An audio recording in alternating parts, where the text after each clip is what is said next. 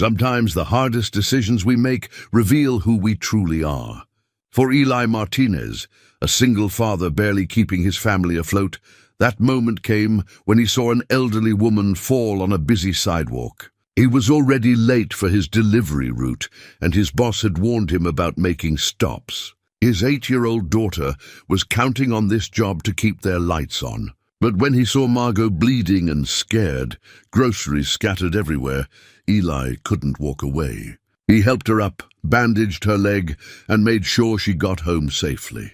When he finally returned to work, his boss fired him on the spot. Eli thought his kindness had cost him everything.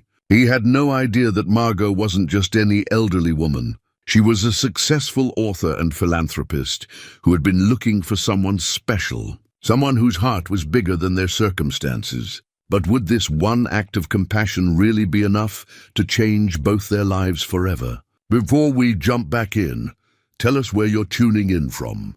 And if this story touches you, make sure you're subscribed, because tomorrow I've saved something extra special for you. The alarm clock's shrill cry at 5:30 in the morning had become Eli Martinez's most reliable companion over the past 3 years. Not a friend exactly, but something he could count on to be there, demanding his attention before the world had properly awakened. He rolled over in the narrow twin bed, his back protesting the cheap mattress that had seen better decades, and reached across to silence the noise before it could wake Sophia. Through the thin walls of their one-bedroom apartment, he could hear Mrs. Chen next door, already moving around her kitchen, the familiar sounds of an early riser preparing for another day. The elderly Chinese woman had become something of a guardian angel since they'd moved into the Riverside Arms complex 2 years ago. Though Eli suspected she'd bristle at such a sentimental description, he padded quietly to the kitchenette, his bare feet finding the cold linoleum that never seemed to warm up, no matter the season. The coffee maker, a wedding gift from what felt like another lifetime, gurgled to life as he measured out just enough grounds to make it through the morning. Every scoop counted when you were stretching a paycheck like taffy. The refrigerator hummed its off-key melody as he opened it, revealing the careful architecture of their weekly groceries. Milk that would last exactly until Saturday, bread for Sophia's school lunches, a package of chicken thighs that would become 3 different meals if he planned it right. His mother would have called it making milagros with nothing, but she'd been gone for 5 years now, taking with her the last of his extended family. As the coffee brewed, Eli allowed himself these few precious minutes of quiet reflection. The apartment might be small, the furniture second-hand, and the neighborhood rough around the edges, but it was theirs. More importantly, it was safe, and that was worth every long hour, every aching foot, every difficult customer he'd ever faced. "Daddy?" Sophia's sleepy voice drifted from the bedroom. "Is it morning?" "Almost, Mija." "5 more minutes, okay?" He heard her rustling around, already knowing she was fully awake now. Sophia had inherited her mother's inability to fall back asleep once roused, along with Carmen's warm brown eyes and stubborn streak. At 8 years old, she possessed a wisdom that sometimes startled him, the kind that came from losing a parent too early and growing up in the spaces between paychecks. The coffee finished brewing with a final, satisfied gurgle. Eli poured it into his thermos, adding the single sugar packet he allowed himself each day, and took a moment to savor the first sip. Black coffee had taken some getting used to after Carmen died. She'd always handled the grocery shopping, remembering luxuries like cream and his favorite brand of sugar, but it had become another small adaptation in a life full of them. "Daddy, can you help me with my hair?" Sophia appeared in the doorway, still in her purple pajamas, holding a hairbrush and the collection of colorful elastics that seemed to multiply in their bathroom drawer. "Of course, Princessa." He knelt behind her at their small dining table, carefully working through the tangles in her dark hair while she ate her cereal. These morning rituals had become sacred to him. The gentle tugs of the brush, the way she leaned back against his knee, the comfortable silence broken only by the occasional instruction about avoiding the tender spot behind her left ear. Mrs. Rodriguez is reading us a story about dragons today, Sophia announced between spoonfuls of generic brand cereal. She says they're not all mean like in the movies. Oh yeah? What kind of dragons are they? The kind that help people. She says sometimes the thing that looks scary is actually the thing that saves you. She twisted around to look at him with those serious brown eyes. Do you think that's true? Eli paused in his brushing, struck by the question's unexpected depth. I think, he said carefully, that things aren't always what they seem, and sometimes help comes from places we don't expect, she nodded gravely, as if he'd confirmed something she'd suspected all along, then turned back to her cereal. While Sophia finished breakfast, Eli laid out her school clothes on the bed they shared, a ritual that gave him a few extra minutes in the morning routine. The bedroom wasn't large enough for 2 beds, but Sophia had never complained about the arrangement. If anything, she seemed to prefer it, especially on nights when thunderstorms rattled their windows or when bad dreams chased her from sleep. Are you working late again today? She asked as he helped her into her school uniform, a navy blue polo shirt and khaki pants that the elementary school required. He'd bought them one size too large at the beginning of the year, hoping they'd last until summer, probably Miham. But Mrs. Chen said she'd help with your homework again. She's teaching me to count in Chinese. Want to hear? Before he could answer, Sophia launched into a careful recitation of numbers, her pronunciation earnest, if not entirely accurate. Eli found himself smiling despite the familiar knot of worry in his stomach about the day ahead. His daughter's resilience continued to amaze him, her ability to find joy in small discoveries, to make friends with their elderly neighbor, to adapt to whatever life handed them with a grace he sometimes struggled to match. After walking Sophia to the bus stop and watching the yellow vehicle carry her toward another day of learning and laughter, Eli returned to the apartment for his final preparations. The delivery company uniform, navy blue polo shirt with premium logistics, embroidered in red, hung on the back of the bathroom door. He'd started the job 8 months ago, after the warehouse position ended, and while it paid slightly better than his previous work, it came with its own set of challenges. Primarily, those challenges wore a supervisor's badge and went by the name Dale Brennan. Eli's phone buzzed with the day's route assignments as he laced up his work boots. 23 deliveries scattered across the city, with timestamps that assumed perfect traffic, no construction delays, and customers who were always home to receive their packages. The algorithm that generated these routes had clearly never driven in rush hour traffic or dealt with apartment complexes where the numbering system followed no earthly logic. He checked his delivery bag for the essentials: portable scanner, extra pens, the small first aid kit he'd started carrying after witnessing too many minor accidents on his routes. The kit had come in handy more than once, a scraped knee here, a small cut there. His mother had always said you could judge a person's character by how they treated strangers in distress, and Eli had taken that lesson to heart. The drive to the depot took 20 minutes through neighborhoods that gradually shifted from working class to industrial. Premium Logistics occupied a converted warehouse on the edge of downtown, its loading docks buzzing with activity as drivers prepared for their daily routes. The company had grown rapidly over the past few years, benefiting from the explosion in online shopping. But that growth hadn't necessarily translated into better conditions for the people who actually delivered the packages. Martinez. Dale's voice cut across the depot floor before Eli had even finished loading his truck. Need to talk to you. Eli's stomach tightened. Conversations that started this way rarely ended well. He secured the last of his packages and walked over to where Dale stood with his clipboard and perpetual scowl. Your delivery times have been slipping, Dale continued without preamble. Corporate's breathing down my neck about efficiency metrics, and you're not helping. I've been meeting the requirements barely. And what's this about multiple stops yesterday that weren't on your manifest? Eli knew exactly what Dale was referring to.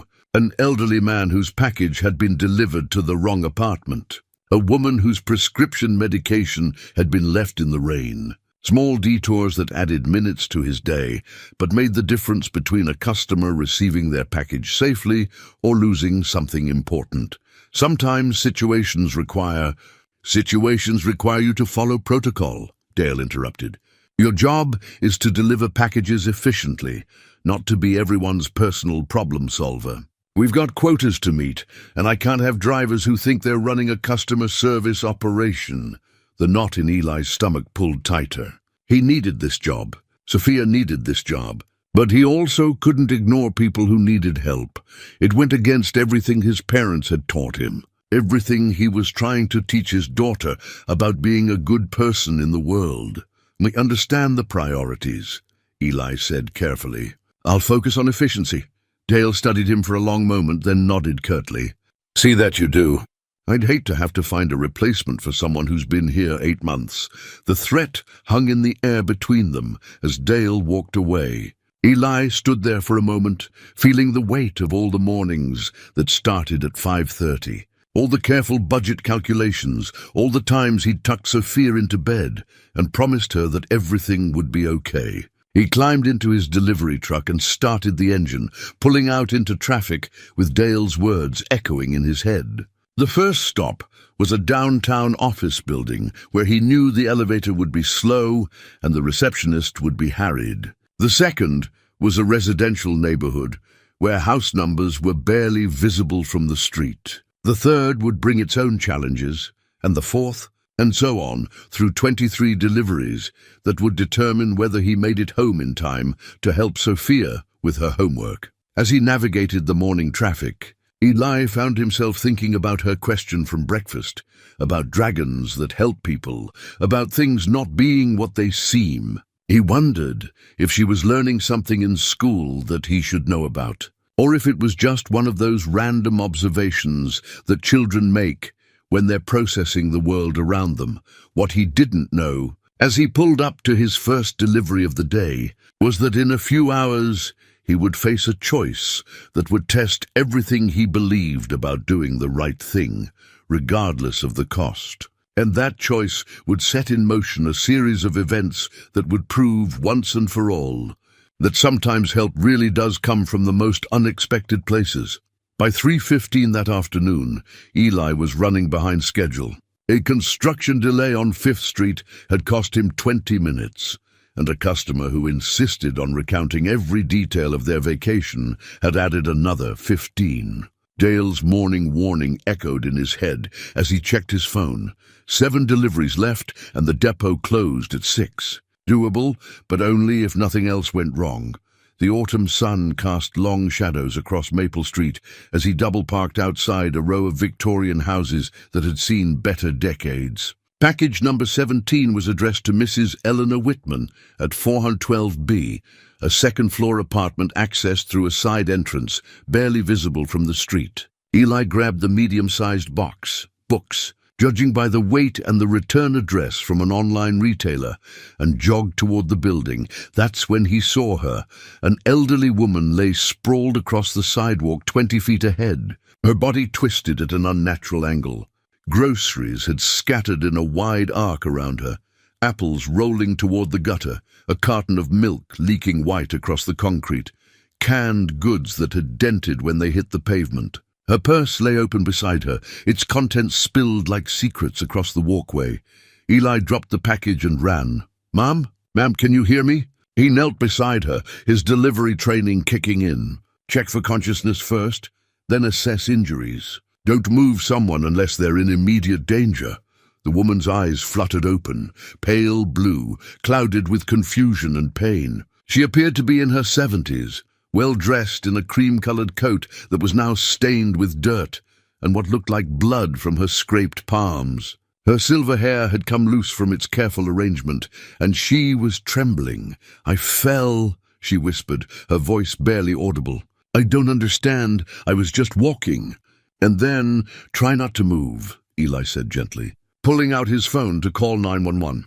Then he noticed her leg, bent awkwardly beneath her, and the tear in her stockings that revealed a deep scrape running from her knee to her ankle. Blood was seeping through the fabric. "No, please," she said, struggling to sit up. "No ambulance." I'm fine, really. I just need to get up. Ma'am, you're injured. That cut looks deep. I can't afford. She stopped herself, embarrassment coloring her pale cheeks. I mean, it's not that serious. If you could just help me stand. Eli understood immediately. He'd seen that look before, the pride that warred with necessity, the calculation of medical bills against monthly budgets. It was a look he recognized in the mirror some mornings. Let me take a look first, he said, setting his phone aside. From his delivery bag, he pulled out the small first aid kit he'd started carrying. I'm not a doctor, but I have some basic training. The woman, her purse contents revealed a driver's license, identifying her as Margot Whitmore, age 73, watched as he carefully examined her leg. The scrape was long, but not as deep as it had first appeared, though it would need proper cleaning and bandaging. This might sting a little, Eli warned, opening an antiseptic wipe. He cleaned the wound as gently as possible, while Margot gritted her teeth. Then he applied antibiotic ointment and wrapped the injury with gauze from his kit, securing it with medical tape. You carry a first aid kit? Margot asked, surprised. You see a lot of small accidents on delivery routes, Eli explained, helping her into a sitting position. Scraped knees from kids running to get packages, that sort of thing.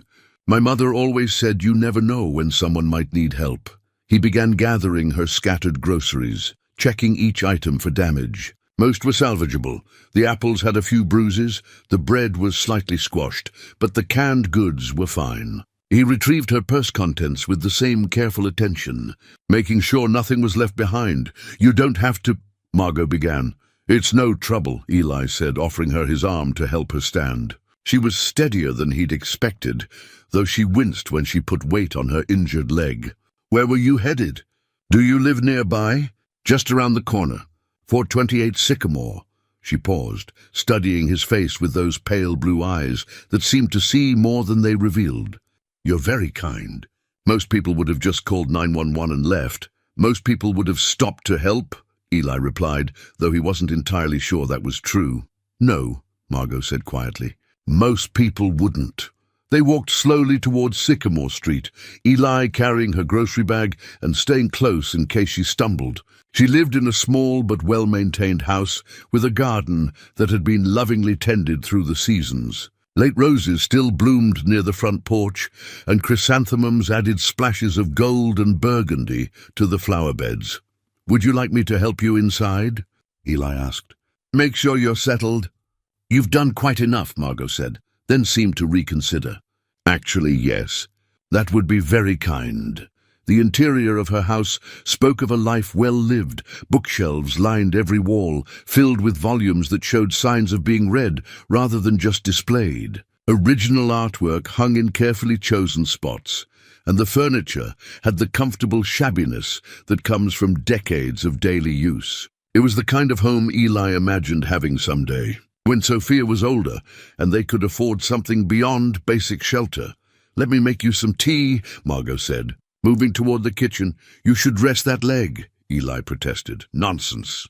It's the least I can do. While she bustled around her kitchen with surprising agility, Eli found himself drawn to a collection of framed photographs on the mantelpiece. Family pictures spanning decades, including several of a young man who bore a resemblance to Margot around the eyes. In one photo, the young man wore a military uniform and was smiling at the camera with the confidence of someone who believed the world held endless possibilities. That's my son, David, Margot said softly from behind him. He would have been about your age now. The past tense hung in the air between them. Eli turned to find her holding two steaming cups, her expression distant with memory. I'm sorry, he said. Car accident, 3 years ago. He was coming home from work just like any other day. She handed him the tea and settled into a worn armchair with a soft sigh. He was a social worker, you know, always helping people. I used to worry that he cared too much about strangers. They sat in comfortable silence for a few minutes, sipping tea while the late afternoon light filtered through lace curtains. Eli found himself relaxing for the first time all day, momentarily forgetting about delivery schedules and Dale's warnings. Then his phone rang. Dale's name appeared on the screen like a summons from an unwelcome reality. Eli's stomach dropped as he realized how much time had passed. Nearly 45 minutes since he'd dropped that package on Maple Street. "I have to go," he said, standing quickly. "My supervisor." "Of course," Margot said, struggling to rise from her chair. "Thank you again." "For everything." Eli hurried back to his truck, his mind racing through explanations he could offer Dale. Traffic delay, customer issue, equipment malfunction. None of them would account for the time he'd spent, and none of them would matter if Dale had already made up his mind. The package for Mrs. Eleanor Whitman still sat where he'd dropped it on the sidewalk. Eli delivered it quickly, apologizing to the confused elderly woman who answered the door, then drove back toward the depot with a growing sense of dread. Dale was waiting for him in the parking lot, arms crossed, clipboard in hand. 47 minutes, Dale said without preamble. 47 minutes for one delivery. "And I tried calling you 3 times. There was an emergency. There's always an emergency with you, Martinez. Always some sob story. Always some excuse." Dale's voice was loud enough to attract attention from other drivers finishing their routes. "I told you this morning, efficiency, one job. Deliver packages. An elderly woman had fallen. She was injured. Not your problem. She was bleeding. Still not your problem." Dale stepped closer, his voice dropping to a threatening whisper. "Your problem is your daughter, right? Your problem is keeping a roof over her head. Your problem is the paycheck you're about to lose because you can't follow simple instructions." The mention of Sophia hit Eli like a physical blow. Everything he'd done today, helping Margot, making sure she was safe, treating her with the kindness she deserved, suddenly felt selfish and reckless. "I won't let it happen again," Eli said. "No," Dale replied, pulling a pink slip from his clipboard. "You won't." The termination notice was brief and official, citing failure to meet performance standards and violation of company protocols. Eli stared at the paper in his hands, seeing in its corporate language the end of health insurance, the end of steady income, the end of being able to promise Sophia that everything would be okay. "Clear out your truck," Dale said. "Security will escort you off the property." The drive home felt like traveling through a fog. Eli's hands moved automatically, steering, signaling, stopping at red lights, while his mind struggled to process what had just happened. 8 months of work gone. 8 months of building towards something better, erased by 47 minutes of doing what he believed was right. How would he tell Sophia?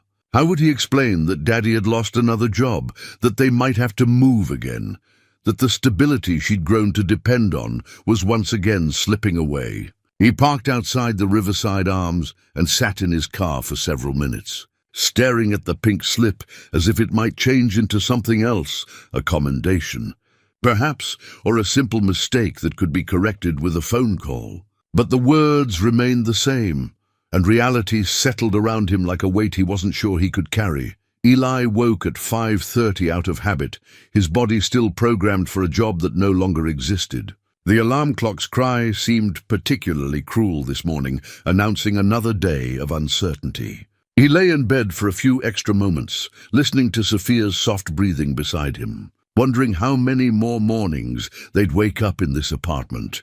3 days had passed since Dale handed him that pink slip, and Eli had spent every waking hour applying for new positions. His laptop, a refurbished model he'd bought when Sophia started school, sat open on the kitchen table, surrounded by printouts of job applications and a growing stack of rejection letters. Each "thank you for your interest, but we've decided to pursue other candidates" felt like another door closing. The unemployment office had been his first stop after the termination. The benefits would help, but they wouldn't cover rent and groceries and Sophia's school expenses. He needed work, and he needed it soon. "Morning, Daddy," Sophia mumbled, rubbing her eyes as she padded toward the kitchen. She'd been unusually quiet since Tuesday, when he'd finally worked up the courage to tell her about losing his job. His explanation had been carefully crafted. Sometimes companies have to make changes. It wasn't anything he did wrong. They'd figure things out together. But Sophia was too smart to miss the worry lines that had deepened around his eyes. "Morning, Princessa. What do you want for breakfast? We still have cereal, right?" The question carried more weight than it should have from an 8-year-old. Of course we do. He poured her a bowl, grateful that he'd bought the large size last week. Small victories in the mathematics of survival. While Sophia ate, Eli scrolled through online job listings on his phone. Warehouse positions that required experience he didn't have. Retail jobs that paid minimum wage and offered no benefits. Delivery driving for various companies, each with their own version of Dale, waiting to make his life difficult. A knock at the door interrupted his search. Mrs. Chen stood in the hallway, holding a covered dish that smelled like heaven. Leftover soup, she said, in her no-nonsense way. Too much for one person. Eli had learned to accept Mrs. Chen's leftovers without argument. The elderly woman had an uncanny ability to cook exactly too much food whenever his family was struggling, and her pride wouldn't allow him to refuse what she framed as helping her with a problem. "Thank you," he said, accepting the container. "Would you like to come in for coffee?" "Already had coffee, but I talk to you while little one gets ready for school." Mrs. Chen settled herself at their small table with the authority of someone who'd earned the right to speak plainly. She'd been watching Sophia after school for the past 6 months, refusing payment but accepting the occasional grocery run or household repair as compensation. "You find new work yet?" she asked. "I'm looking. Have some interviews lined up." This was only partially true. He had one interview scheduled for Friday at a shipping company across town. Good. But you know, pride is an expensive thing. Can't eat pride, can't pay rent with pride. Eli understood what she was suggesting. The local food bank, assistance programs, help from the community center. Resources for people who'd run out of other options. He wasn't there yet. His savings would last another 3 weeks, maybe 4 if he was careful. But he appreciated her practical concern. "I'll keep that in mind," he said. After walking Sophia to the bus stop, Eli returned to his job search with renewed determination. He applied to 15 positions before noon, crafting individual cover letters for each one, adjusting his resume to highlight relevant experience. The process was exhausting and demoralizing, but it was work of a sort. His phone rang just after lunch. A no-number local area code. "Mr. Martinez, this is Jennifer from Rapid Express Delivery. We received your application and wondered if you could come in for an interview this afternoon." Eli's heart jumped. "Absolutely. What time works best? Would 2:30 be convenient?" "We're located on Industrial Boulevard." He knew the area, a cluster of warehouses and distribution centers near the airport. Not the best neighborhood, but work was work. "I'll be there." The Rapid Express office was located in a converted shipping container that had been painted corporate blue and white. The parking lot was full of delivery trucks in various states of repair, and the whole operation had the slightly desperate efficiency of a company trying to compete with larger competitors. Jennifer turned out to be a harried woman in her 40s who conducted the interview while simultaneously answering phone calls and signing invoices. The job was essentially identical to his previous position, local package delivery, paid by the route. Minimal benefits, but the pay was 15% lower than what Premium Logistics had offered. "When can you start?" Jennifer asked after a perfunctory review of his experience. "Immediately." "Good. We'll need you to pass a background check and drug test, standard procedure." "Can you be here Monday morning at 6 for training?" Eli felt a surge of relief so powerful it made him dizzy. Not the best job, not the best pay, but employment. A paycheck, health insurance after 90 days. The ability to look Sophia in the eye and promise that everything would be okay. He was walking back to his car when his phone rang again. This time it was Jennifer, and her voice had changed. "Mr. Martinez, I'm sorry, but I just got off the phone with your previous employer. They provided a reference that raises some concerns about reliability and following company protocols." Eli's stomach dropped. Dale had sabotaged him just as he'd feared. "I can explain."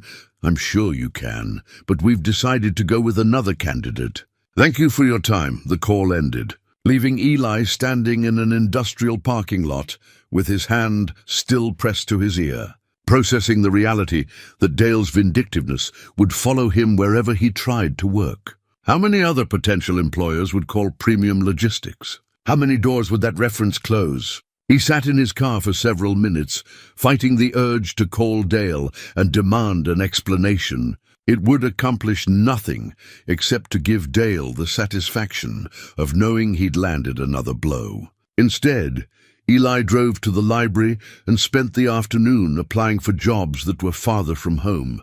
With companies that might not bother to check references as thoroughly, the stack of applications grew throughout the week. Pizza delivery driver, night security guard, part-time sales associate at 3 different retail stores. Eli applied for all of them, swallowing his pride and tailoring his resume to match whatever requirements each position demanded. By Friday, he'd received exactly 1 callback for a position at a discount electronics store that paid barely above minimum wage and offered 25 hours per week, maximum. The manager, a kid who looked barely old enough to vote, explained that they couldn't guarantee consistent scheduling and employees were expected to be flexible about working weekends and holidays. When would I find out? Eli asked, though he was already mentally calculating whether 25 hours at that wage would even cover groceries. "We'll be in touch," the manager said in a tone that suggested they wouldn't be. Saturday morning brought another reality check. Eli sat at his kitchen table with a calculator and his bank statements, running numbers that refused to add up in his favor. Unemployment benefits would start in 2 weeks, but they wouldn't cover their monthly expenses. His savings account, never substantial to begin with, was dwindling faster than he'd anticipated. Rent was due in 12 days. "Daddy?" Sophia appeared beside him, holding a piece of paper covered in crayon drawings. "I made you something." The drawing showed a stick-figure man in a blue shirt standing next to a delivery truck. "Daddy at work" was written across the top in Sophia's careful letters, with hearts decorating the margins. At the bottom, she'd drawn herself waving from the doorway of what was clearly meant to be their apartment building. "It's beautiful." "Mija," Eli said, his voice catching slightly. "Mrs. Chen helped me with the spelling. She said you work very hard to take care of me." Eli pulled Sophia onto his lap, holding her close while he studied the drawing. Such a simple picture, but it represented everything he was fighting for: the ability to provide for his daughter, to be the father she deserved, to keep the promises he'd made when Carmen died. "I love you very much," he whispered into her hair. "I love you too, Daddy, and I know you'll find a new job soon." Her faith in him was absolute and terrifying. Children believed their parents could fix anything, solve any problem, make any situation better through sheer force of will and love. Sophia had no idea how precarious their situation was becoming. How many nights Eli lay awake, calculating and recalculating their diminishing options. That afternoon, he swallowed his pride and visited the community center Mrs. Chen had mentioned. The resources were available: food assistance, help with utilities, employment counseling, but accessing them required forms and documentation and admissions of need that felt like admissions of failure. Still, he filled out the paperwork. Pride, as Mrs. Chen had pointed out, was a luxury he couldn't afford. Sunday evening, after Sophia had gone to bed, Eli sat on their small balcony and looked out over the city lights. Somewhere out there were jobs he could do, employers who wouldn't be swayed by Dale's poisonous reference, opportunities that would allow him to rebuild the stability his family needed. He just had to find them before time ran out. The unemployment check arrived on a Tuesday morning, and Eli stared at the amount with a mixture of relief and dread. It was something, but it wasn't enough. Even with careful budgeting, the weekly payments wouldn't cover their basic expenses, let alone the small emergencies that seemed to multiply when money was tight. He'd been out of work for 2 weeks now, and the rejection letters had started to blur together. "Thank you for your interest. We've decided to pursue other candidates. Your experience doesn't align with our current needs."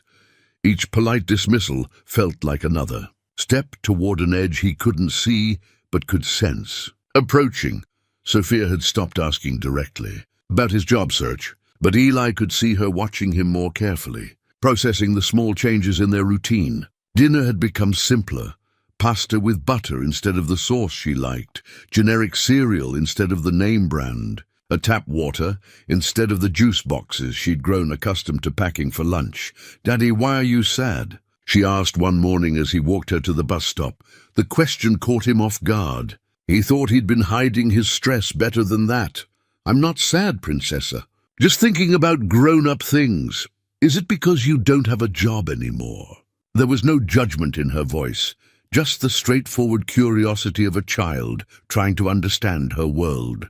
Eli knelt down to her level, meeting those serious brown eyes that reminded him so much of Carmen. "I'm looking for a new job," he said carefully. "Sometimes it takes a little while to find the right one. Mrs. Chen says you're a good worker. She says any company would be lucky to have you." The faith in Mrs. Chen's assessment, delivered with such certainty by his 8-year-old daughter, nearly broke his heart. If only hiring managers could see what his neighbor saw: reliability, kindness, dedication to doing the right thing even when it cost him. That afternoon, while Sophia was at school, Eli took a different approach to his job search. Instead of relying solely on online applications, he decided to visit businesses in person. Sometimes face-to-face conversations could accomplish what resumes couldn't. His first stop was a local hardware store where he'd shopped occasionally. The owner, a gruff man named Frank who'd run the place for 30 years, listened to Eli's pitch with the patience of someone who'd hired his share of desperate people over the years. "I could use someone part-time," Frank said finally. 20 hours a week, mostly weekends. "Pay isn't great, but it's honest work." "I'll take it," Eli said immediately. "Don't you want to know what it pays?" "Whatever it is, I need the work." Frank studied him for a long moment, then nodded. "Start Saturday, 8 to 4. We'll see how it goes." It wasn't full-time employment, and the wages Frank quoted were barely above minimum, but it was something. A start. Eli shook hands with Frank and left the hardware store, feeling lighter than he had in days. His second stop yielded another small victory: a restaurant owner who needed someone to deliver food orders 3 evenings a week. The pay was minimal, mostly tips, but it would add up. Combined with the hardware store job and his unemployment benefits, Eli calculated he might be able to cover their basic expenses, assuming nothing unexpected happened. Unfortunately, something unexpected happened 2 days later.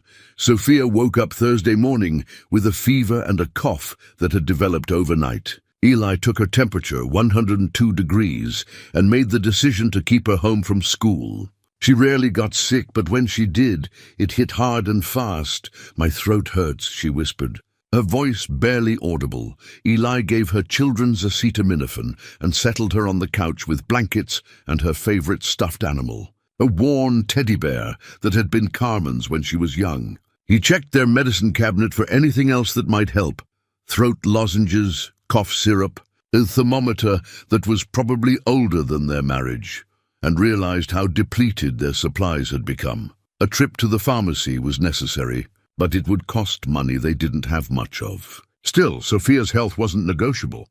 He bundled her into the car and drove to the nearest drugstore, where children's medications and medical supplies added up to $43, a significant dent in their grocery budget for the week. Back home, Sophia dozed fitfully while Eli researched her symptoms online. Probably just a viral infection, nothing serious, but he watched her carefully and took her temperature every few hours. Her fever spiked to 103 that evening, and he was calculating the cost of an urgent care visit when it finally broke around midnight. Friday morning brought better news. Sophia's fever was gone, and though she was still tired, she insisted she felt well enough to go to school. Eli kept her home one more day to be sure, but by Friday evening she was back to her usual energetic self. That night, after putting Sophia to bed, Eli sat at his kitchen table with his bills and bank statements, trying to make the math work. The hardware store job would start tomorrow, which was good. The delivery work would begin Monday, also good. But Sophia's illness had eaten into their limited resources, and rent was due in 6 days. He was deep in calculations when a soft knock came at the door. Mrs. Chen stood in the hallway, holding a small jar of homemade soup and wearing an expression of gentle concern. little one feeling better?" she asked. "Much better, thank you." "Would you like some tea?" Mrs. Chen settled herself at the table while Eli put the kettle on. She noticed the spread of bills and paperwork, but didn't comment directly. "When I first come to America," she said instead, "I have nothing. Husband dead, 2 children, no English, no money. People help.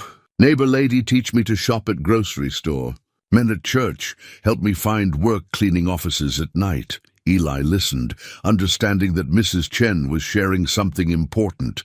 "I tell myself, when I have more, I help other people the way they help me. Is how we survive, by helping each other." She reached into her purse and pulled out an envelope, placing it on the table between them. "What's this?" Eli asked. "Sophia's piggy bank. She bring to me yesterday, asked me to give to you. Say she want to help with rent. Money." Eli opened the envelope and found himself staring at $27 in small bills and coins, every penny Sophia had, saved from allowances and birthday gifts over the past year. The careful way she'd folded each bill, the way she'd wrapped the coins in tissue paper, told him she'd spent considerable time preparing this gift. "I can't take this," he said, his voice thick with emotion. "She very worried about you. Children, they see everything even when we think we hide it good. But it's her money, is her family," Mrs. Chen said firmly. "She want to help her family. You take money. You tell her thank you. You let her be part of solution. Otherwise, she feel helpless. Is worse than being poor." Eli stared at the envelope, overwhelmed by his daughter's generosity and terrified by what it represented. That she'd noticed their financial stress despite his efforts to shield her. That she felt responsible for helping in ways no 8-year-old should have to consider. "She also asked me something else," Mrs. Chen continued. "She want to know if we can sell some of her toys. The ones she doesn't play with anymore. She think maybe that helped too. That nearly broke him." The image of Sophia carefully evaluating her possessions, deciding what she could sacrifice to help her father, was almost too much to bear. "Mrs. Chen," Eli said quietly, "I don't know how to—" "You say thank you. You hug your daughter. You let her know she help her family when family need help. Is important lesson." After Mrs. Chen left, Eli sat with Sophia's envelope in his hands, thinking about pride and necessity and the impossible love that could make a child want to empty her piggy bank for her father's sake. The money wouldn't solve their problems, but it would buy groceries for several days, and that was something. More importantly, it reminded him that he wasn't facing this crisis alone. Sophia was his partner in this, whether he wanted to acknowledge it or not, and she deserved honesty about their situation, age-appropriate honesty, but honesty nonetheless. When she woke up Saturday morning, looking much better and asking for pancakes, Eli decided to have that conversation. "Sophia," he said as he mixed batter, "Mrs. Chen brought me something last night. Something from you." She looked up from her coloring book, suddenly serious. "Did she give you my money?" "Yes, she did. And I want to talk to you about that." He sat down beside her, choosing his words carefully. "Princesa, I know you've noticed that things have been different since I lost my job. I've been trying not to worry you, but maybe I should have talked to you about it sooner." "I know we don't have as much money," Sophia said matter-of-factly. "That's why we eat pasta more now, and why you look sad sometimes when you think I'm not watching." Her perception was both astounding and heartbreaking. "You're very smart. And you're right, we don't have as much money right now. But we're going to be okay. That's why I wanted to help. Families help each other, right?" "Right, and your gift, it means everything to me. Not because of the money, but because it shows how much you care about our family." He reached over and pulled her into a hug. "I'm going to start 2 new jobs this week. Things are going to get better. But I want you to know that taking care of our family is my job, not yours. You just need to be 8 years old and let me worry about the grown-up things. But I can still help sometimes, right?" "You help every day," Eli said, kissing the top of her head. "Just by being you." 3 weeks into juggling 2 part-time jobs, Eli had settled into a rhythm that left him exhausted but hopeful. The hardware store work was straightforward. Helping customers, stocking shelves, learning more about tools and supplies than he'd ever expected to know. Frank was a fair boss, The kind who valued reliability over speed and didn't mind if Eli took a few extra minutes to help an elderly customer load heavy bags into their car. The restaurant delivery job was more challenging. The hours were inconsistent, the tips unpredictable, and some neighborhoods were better avoided after dark. But the combined income from both jobs, along with his unemployment benefits, was enough to cover their basic expenses with a small buffer for emergencies. It was on a Tuesday evening, while delivering Chinese food to an apartment complex across town, that his carefully constructed routine was interrupted by a familiar voice. "Eli, is that you?" He turned to see Margot Whitmore standing beside an elegant sedan in the parking lot, keys in her hand and a look of genuine surprise on her face. She was dressed more formally than when they'd first met. A wool coat over what looked like a business suit, but her warm smile was exactly the same. "Mrs. Whitmore," he said, surprised by how pleased he was to see her. "How are you? How's your leg?" "Much better, thanks to you. Please call me Margot." She gestured toward the restaurant bag in his hands. "Are you delivering food now?" Eli felt a familiar flush of embarrassment. "Part-time work. I'm between regular jobs at the moment." "I see." Margot's expression shifted to something more thoughtful. "Are you in a hurry, or could we talk for a few minutes?" He checked his phone. No other deliveries waiting, and the restaurant wouldn't be expecting him back for at least 20 minutes. "I have a few minutes." They walked toward a small seating area near the apartment complex's main entrance. The evening was cool but pleasant, and the sound of traffic was muted by carefully planted trees. "I've been thinking about you," Margot said once they were seated. "About what you did for me that day. I realize I never properly thanked you. You thanked me plenty.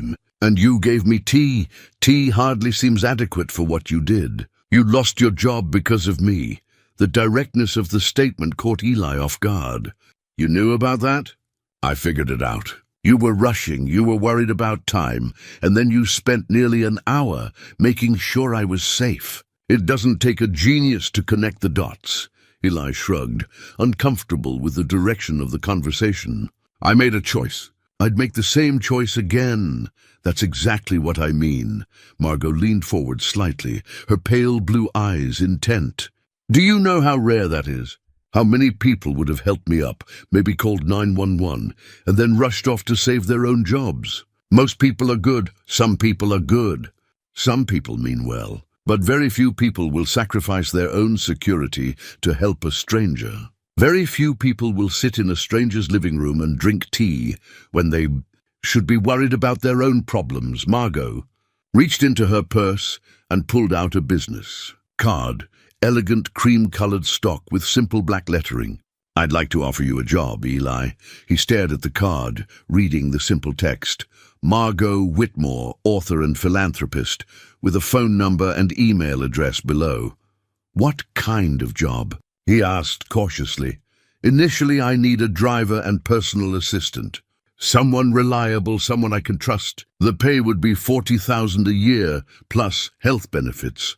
Eli's heart jumped. 40,000 was more than he'd made at Premium Logistics, and significantly more than his current part-time jobs combined. But something felt too good to be true. "I don't understand," he said. "You barely know me." "I know enough. I know you're kind without expecting anything in return. I know you're responsible. You have a daughter you're clearly devoted to. I know you're honest. You could have asked me for money that day, played up your sob story, but you didn't." She paused, studying his face. "And I know you need this opportunity as much as I need someone I can depend on." Eli looked at the business card again, his mind racing through possibilities and complications. "What exactly would I be doing?" "Initially, driving. I don't like to drive at night anymore, and I have quite a few evening commitments. Board meetings, charity functions, book readings. Beyond that, general assistance, managing my schedule, helping with correspondence, light household management. And you'd trust me with all that? Based on one afternoon?" "Based on one afternoon, when you showed me exactly who you are." Margot's voice was gentle but certain. "Eli, I'm 73 years old. I've met a lot of people in my life, and I've learned to recognize character when I see it. A part of him wanted to accept immediately, to solve his financial problems with a single yes. But another part, the part that had been burned by optimism before, urged caution. Can I think about it? He asked. Of course, but don't think too long. I'd like someone to start next Monday if possible. She stood to leave, then turned back. Oh, and Eli, bring your daughter to meet me before you decide. If you're going to work for me, I'd like to know the person who matters most to you. After Margot drove away, Eli sat in the parking lot for several minutes, business card in his hand. Part of him wondered if he was dreaming, if desperation had finally made him hallucinate solutions to his problems. But the card was real. Margot's offer had been genuine, and the possibility of steady employment, good employment, beckoned like sunlight after weeks of storm clouds. That night, after Sophia was asleep, he researched Margot Whitmore online. The results were impressive and slightly intimidating. She was indeed a successful author. 7 published novels, several literary awards, a book that had been adapted into a television movie 15 years ago. She served on the boards of 3 different charitable organizations and had donated significant amounts to causes ranging from literacy programs to homeless shelters. The more he read, the more puzzled he became. Why would someone of her stature and success need a driver who moonlighted as a restaurant delivery person? Why offer such a generous salary to someone she'd met once under random circumstances? Unless she was exactly what she appeared to be, a woman who valued kindness over credentials and saw potential where others might see only limitations. Friday evening, Eli picked up Sophia after school and drove toward Margot's neighborhood. He'd called ahead, explaining the situation in general terms. A woman he'd helped was offering him a job, and she'd like to meet Sophia before he made a decision. Is she nice? Sophia asked as they pulled up to Margot's house. Very nice. But remember your manners, okay? This is important. Margot answered the door wearing a casual sweater and slacks, her silver hair pulled back in a simple ponytail. She looked more like a welcoming grandmother than a successful author and philanthropist. You must be Sophia, she said, kneeling to Sophia's eye level. Your father has told me wonderful things about you. He told me you fell down, and he helped you, Sophia replied with 8-year-old directness. Are you better now? Much better, thanks to him. Would you like to see my garden? I have some late roses that might interest you. As they walked through Margot's backyard, Eli watched the interaction between his daughter and his potential employer. Margot asked thoughtful questions about school, about books, about what Sophia wanted to be when she grew up, and listened to the answers with genuine attention. I want to be a teacher, Sophia announced. Like Mrs. Rodriguez. She says teachers help people learn new things, and that's important. Very important, Margot agreed. Some of the best people I know are teachers. Your father is a kind of teacher too, you know. He is. He teaches by example. He shows people how to be kind and helpful. That's the best kind of teaching there is. Inside the house, Margot served them tea and homemade cookies, while Sophia explored the bookshelves with wide-eyed fascination. She can read any book that interests her, Margot said quietly to Eli. I have quite a few children's classics, and some of my own books are appropriate for young readers. That's very generous. It's practical. If you're going to work for me, there will be times when Sophia might need to come along. After school, during breaks, when your other childcare arrangements fall through. I'd rather she be comfortable here, the thoughtfulness of the gesture, the way Margot had anticipated and planned for the practical realities of his life as a single parent, convinced Eli more than any salary figure could have. The job, he said carefully. It's really just driving and basic assistance? To start with, yes, but I hope it will grow into something more substantial over time. I have some projects in mind, philanthropic ventures that could use someone with your particular qualities. What qualities? Integrity, compassion, the ability to see people as individuals rather than statistics. Margot watched Sophia, who was now curled up in a corner chair with a book of fairy tales. And the perspective that comes from understanding what it's like to struggle, to worry about providing for the people you love. That evening, as they drove home, Sophia was unusually quiet. "What did you think of Mrs. Margot?" Eli asked. "I liked her.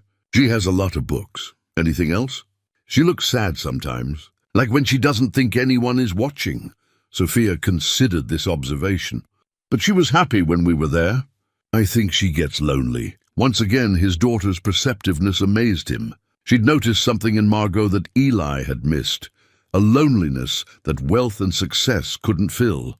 "Do you think I should take the job?" he asked. "Will it make you less worried?" "Yes, I think it would." "Then you should take it. And maybe we can visit her sometimes, even when you're not working.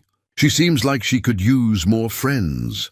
That night, Eli called Margot and accepted her offer. Working for Margot was unlike any job Eli had ever held. On his first Monday morning, she met him at her front door with a cup of coffee, prepared exactly how he liked it. She'd somehow remembered from their conversation the previous week, and a manila folder containing what she called his orientation materials. "I thought we'd start slowly," she said, leading him to a small office space she'd set up in what had once been her dining room. "Today is mostly about understanding how I organize my life, what commitments I have coming up, and how you might best help me manage everything." The office was immaculate but welcoming, with a large desk, filing cabinets that actually seemed to contain organized files, and a wall calendar marked with appointments in Margot's precise handwriting. Everything spoke of a person who valued order and planning, but also of someone who worked alone and had been managing considerable complexity without assistance. "How long has it been since you had help?" Eli asked, studying the elaborate system she'd developed. 3 years, Margot said. "Since David died, actually. I had an assistant before that, a lovely woman named Patricia, who helped me for nearly a decade. But after the funeral, I thought I needed to simplify things, handle everything myself. And now? Now I realize that isolation isn't the same as simplification. I've been managing, but not really living." She showed him her calendar, which was fuller than he'd expected. Board meetings for the Literacy Foundation, book club appearances at local libraries, a monthly column she wrote for a regional magazine, correspondence with readers, publishers, and charitable organizations. Social obligations that she'd been declining more and more frequently.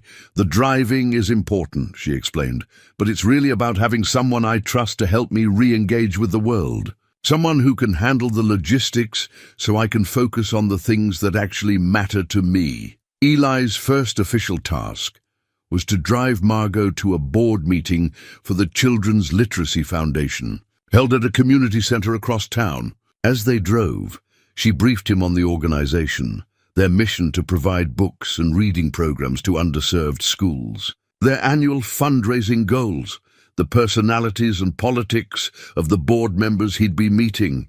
"You don't have to stay for the whole meeting," Margot said as they pulled up to the community center. "But I'd appreciate it if you could come in for a few minutes. I'd like to introduce you to some people." The meeting room was filled with men and women who carried themselves with the confidence that came from having successfully managed various aspects of business and community life. Eli felt underdressed in his khakis and button-down shirt, but Margot introduced him with a warmth that made it clear she valued his presence. "This is Eli Martinez, my new assistant," she told the group. "He's going to be helping me with scheduling and transportation, which means I'll be able to attend more events and be more useful to all of you." Several board members approached Eli afterward, welcoming him with the kind of genuine courtesy that suggested Margot's recommendation carried considerable weight with these people. "Margot speaks very highly of you," said an older gentleman who introduced himself as Dr. Harrison, the foundation's president. "We're delighted to have her more actively involved again. She's been missed." During the ride home, Eli reflected on what he'd observed. These were people who did important work, who made decisions that affected hundreds of children's access to books and education. And somehow, Margot had positioned him as worthy of their respect based on nothing more than her faith in his character. "How do you do that?" he asked as they turned onto her street. "Do what?" "Make me feel like I belong in rooms where I don't belong." Margot was quiet for a moment, then said, "You know what I've learned in 73 years? The people who worry about whether they belong are usually the ones who do. It's the people who assume they belong everywhere who tend to cause problems." Over the following weeks, Eli's responsibilities gradually expanded. What started as simple driving duties evolved into managing Margot's correspondence, researching charitable organizations she was considering supporting, and helping coordinate the logistics of her increasingly busy schedule. He discovered that Margot's philanthropy was both generous and strategic. She didn't just write checks. She researched organizations thoroughly, visited programs personally, and stayed involved to ensure her donations were making real impact. Eli found himself learning about issues he'd never considered, from adult literacy programs to housing initiatives for single-parent families. The work was intellectually stimulating in ways that surprised him. Margot often asked for his opinions on grant applications, his thoughts on which programs seemed most effective, his perspective on how resources could best serve people facing the kinds of challenges he understood intimately. "You have insights that people like me don't," she explained. One afternoon, as they reviewed applications from various family services organizations, "I can read about poverty and homelessness and family stress, but you've lived with those realities. Your perspective helps me make better decisions about where to invest." Slowly, Eli began to understand that Margot hadn't hired him just to drive and file papers. She'd hired him because she believed his life experience gave him a valuable perspective on the work she cared about most deeply. The relationship with Sophia developed naturally alongside his professional responsibilities. When Eli's after-school childcare arrangements fell through, Margot insisted that Sophia come to the house and do her homework in the office while Eli worked. When a school holiday left Sophia with nowhere to go, Margot planned their day around activities that would interest an 8-year-old. "Can I help you write letters?" Sophia asked one afternoon, watching Eli respond to correspondence on Margot's behalf. "What kind of letters would you like to write?" "Thank you letters. To the people who give books to schools." Margot, overhearing from across the room, looked up from her own work with a smile. "I think that's an excellent idea. Some of our donors would love to hear from a young reader about why their support matters." Before long, Sophia's carefully written thank you notes became a regular part of their correspondence. Donors began writing back, expressing delight at hearing from an actual child whose education their contributions supported. Several mentioned that Sophia's letters had inspired them to increase their giving. "She has your gift for connecting with people," Margot observed one evening as they prepared to leave. "That ability to see the person behind the title or the donation amount." 3 months into the job, Eli realized that his relationship with Margot had evolved beyond employer and employee into something closer to partnership. She valued his opinions, sought his input on decisions, and increasingly involved him in the strategic aspects of her philanthropic work. More surprising was how much he'd grown to value their conversations. Margot was a thoughtful listener and an insightful observer of human nature. She asked questions that helped him see his own experiences from new angles, encouraged him to think about possibilities he'd never considered. "Have you ever thought about going back to school?" she asked one day as they drove back from a meeting with scholarship recipients at a local community college. "Sometimes. But between work and Sophia, there isn't really time. Or money. What would you study if you could?" Eli considered the question. "Maybe social work. Or non-profit management. Something that would let me help people the way you do." Margot nodded thoughtfully, but didn't pursue the subject further. It wasn't until later that Eli realized she'd been planting seeds for conversations that would come later, possibilities that were already taking shape in her mind.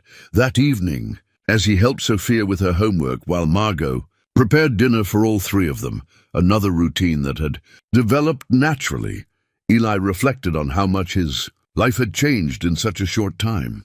6 months ago, he'd been struggling to keep basic employment, worried constantly about rent and groceries, feeling like he was failing at the most important job he'd ever had, being Sophia's father. Now he had work that was meaningful and well paid, benefits that covered their healthcare needs, and a growing sense that he was building towards something larger than mere survival. Most surprisingly, he'd found friendship in a place he'd never expected to look. Margot had become not just his employer, but a mentor, advisor, and increasingly family. "Daddy," Sophia said as they prepared to go home, "Mrs. Margot is working on something secret, isn't she?" "What makes you think that?" "She asks a lot of questions about what you want to do, what you're good at, what would make you happy. And she has papers in her desk that she puts away when I come in the room." Once again, Sophia's observational skills impressed him. "Does it worry you?" "No. I think it's something good. Something that will help people." As they drove home that night, Eli found himself hoping Sophia was right. After months of working closely with Margot, he'd learned to trust her instincts about people and situations. Whatever she was planning, he was certain it would be thoughtful, generous, and designed to make the world a little bit better. He had no idea just how dramatically those plans would change his life. It was on a Thursday afternoon in November, while Eli was organizing files in Margot's office, that he found the photograph that changed everything he thought he understood about his employer. The manila folder had been misfiled, tucked behind a stack of charitable organization reports, when it clearly belonged with personal documents. As Eli moved it to the correct location, several photographs spilled onto the desk. Most were family pictures he'd seen before, but one was different, a formal portrait of a young man in military dress uniform, the same young man from Margot's mantelpiece photos. But this image included text at the bottom: Lieutenant David Whitmore, 1995-2019. Eli stared at the photograph, doing the math. David would have been 24 when he died. Not the middle-aged man Eli had imagined from Margot's stories about losing her son 3 years ago. But more troubling than the age discrepancy was the date. 2019 was 4 years ago, not 3. "Eli." Margot's voice came from the doorway, and he looked up to find her standing there with 2 cups of tea, her expression shifting from pleasant surprise to something more complex when she saw the photograph in his hands. "I was just filing," he said, suddenly feeling like he'd been caught snooping. "I see." She set down the tea and approached slowly, her eyes fixed on the photograph. "I suppose it's time we talked."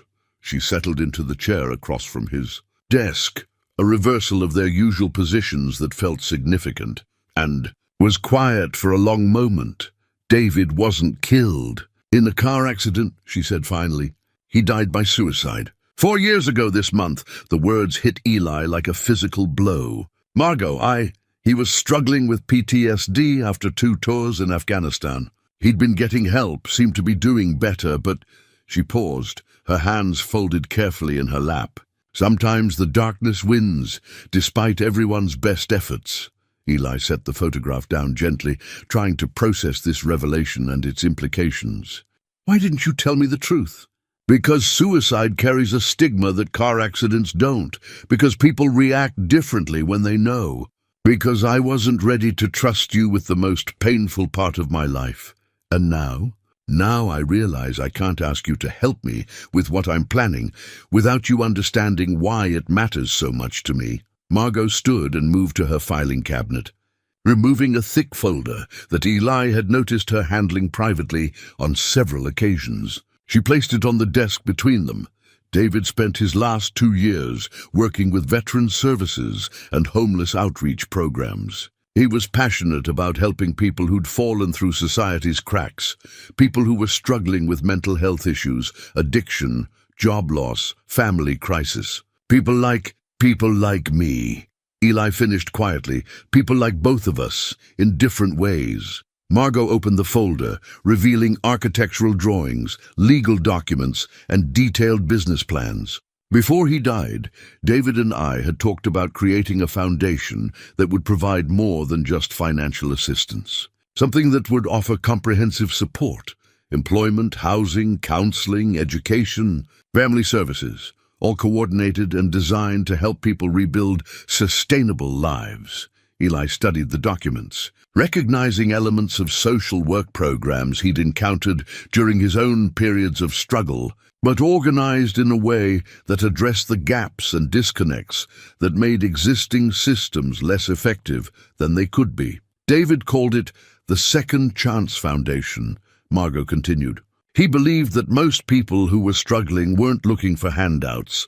They were looking for genuine opportunities to build better lives. But those opportunities had to be real, substantial, and supported by people who understood what it meant to start over. "This is what you've been working on," Eli said, understanding flooding through him. "All the questions about my experience, my thoughts on the organizations we've been researching.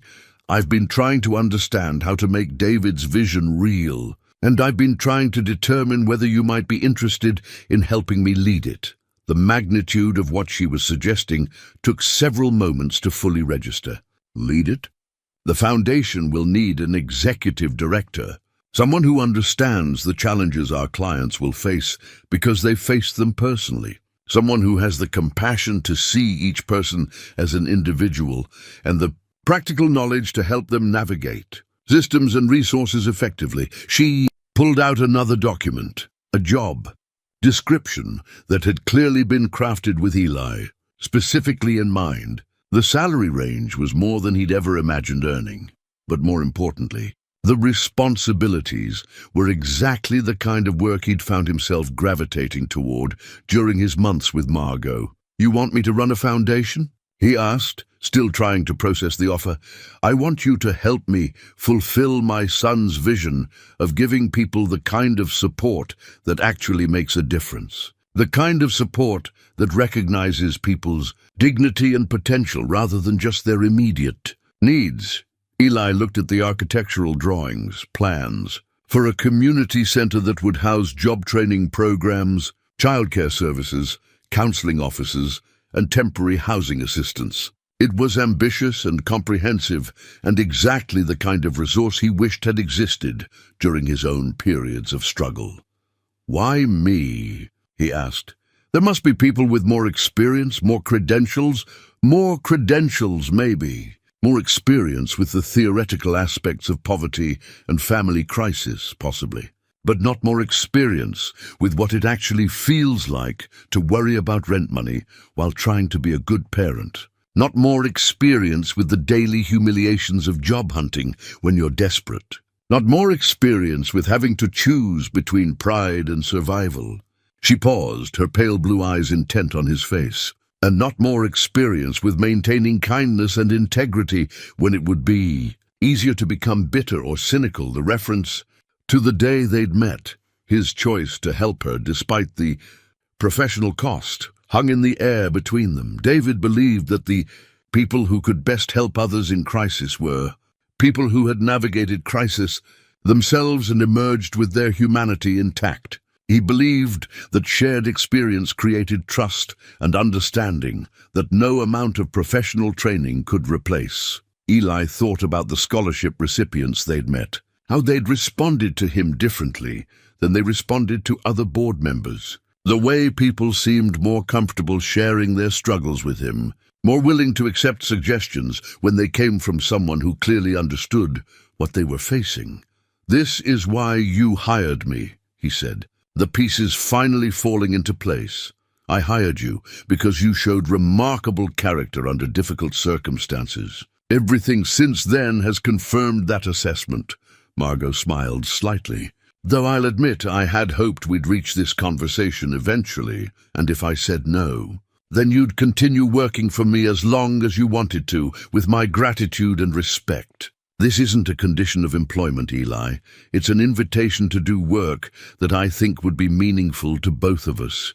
That evening, Eli sat with Sophia at their kitchen table, trying to explain the opportunity Margot had presented without overwhelming his 8-year-old daughter with the complexity of adult decisions. "So Mrs. Margot wants you to help run a place that helps families like ours?"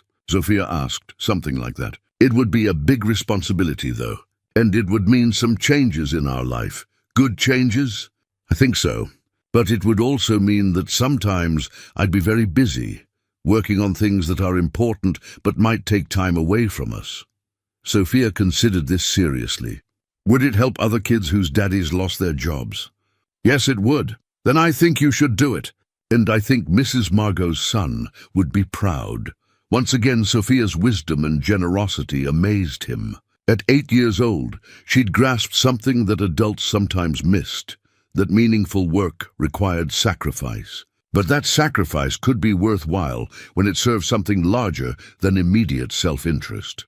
That night, after Sophia was asleep, Eli called Margot. "I'd like to try," he said without preamble. "Are you sure?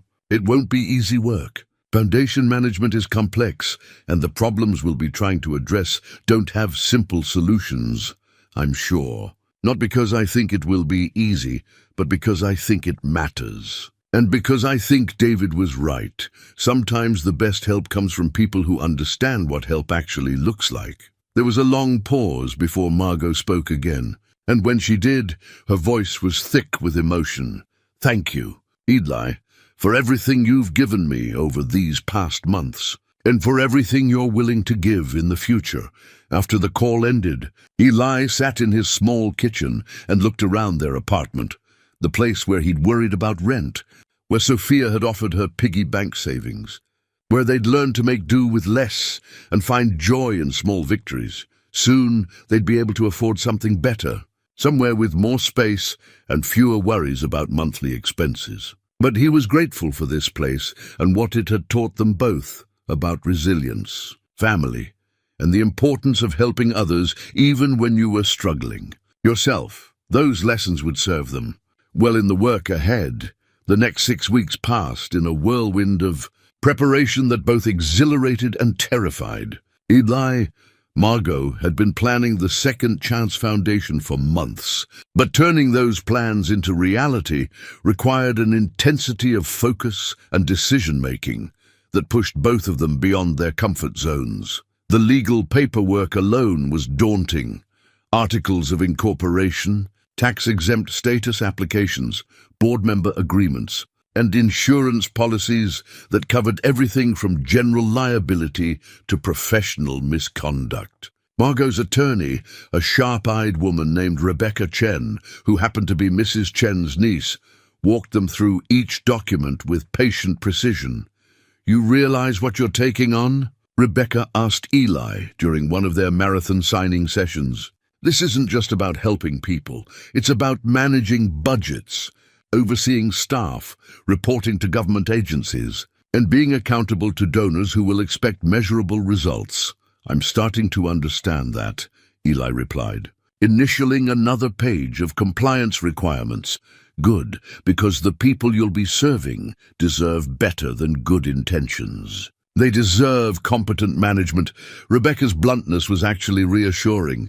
She treated him like a serious professional, rather than a charity case, which helped him begin to see himself in the same light. The Foundation's board came together gradually, each member bringing specific expertise that Margot had carefully identified as essential.